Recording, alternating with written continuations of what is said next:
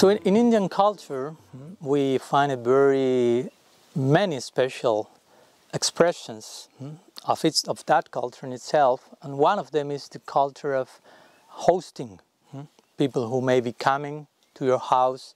The whole culture that is called Athiti-seva, or rendering service, seva, as an Athiti, as a host to any guest. Athiti-seva means serving the guests, basically.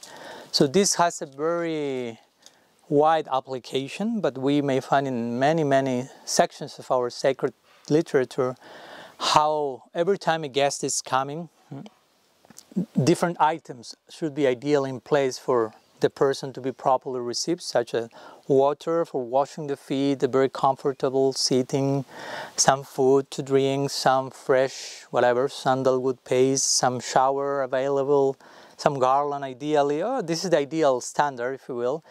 And it says that even if you don't have any of those things, not even a glass of water, at least you should have some nice smiling face to give welcome to the person. And that should be always available. I mean, in other words, we should never deny our smile to anyone.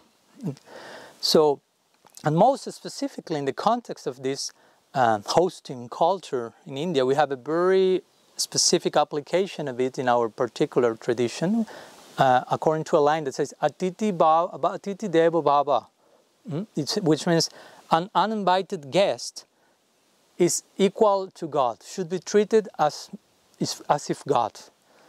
So this is a very interesting idea. Not only a guest is coming, be gentle, but an uninvited guest is coming, be especially gentle, no, not be especially tough because he's uninvited. And not only that, but he's uninvited, you should be gentle in such a way as if God is visiting your house.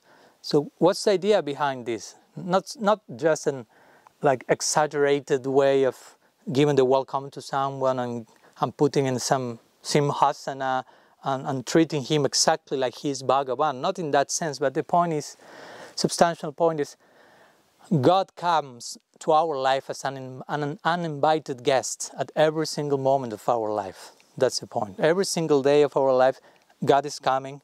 He's trying to visit us without official invitation, because sometimes we're inviting him, sometimes we're calling Hare Krishna, aware, we ourselves becoming aware we are inviting him, but sometimes we're just repeating some sounds, but our mind has gone shopping somewhere else. And so we are not actually inviting God at that moment, but he may come even in those cases, not being invited, but coming especially. So that's a very important thing to consider, not only being open to giving welcome to someone when we expect the visit, but to especially being open to giving the welcome to those unexpected situations. When we say God is coming to you uninvited, doesn't mean that you will have a personal darshan or whatever. He will come in the form of, as Kunti Devi will say, in the form of so-called problems or so-called challenging these situations that are inviting us to move outside of our comfort zone. So that's a form of God coming as an uninvited guest. We should express our Athiti-seva, our hosting capacity of giving the welcome to the divine in our life, because ultimately we want to give the welcome to God as our eternal guest in our hearts. So now we are being trained in that, and God himself is seeing how we are responding to him in his daily visits to us in all these unexpected situations. So this type of lines in the scriptures invite us to pay close attention, to listen very carefully, and to really be able to detect the divine's presence in each whole so-called daily ordinary moments, to such a point that we may develop a higher and higher hosting capacity of the divine. So see you next fortnight.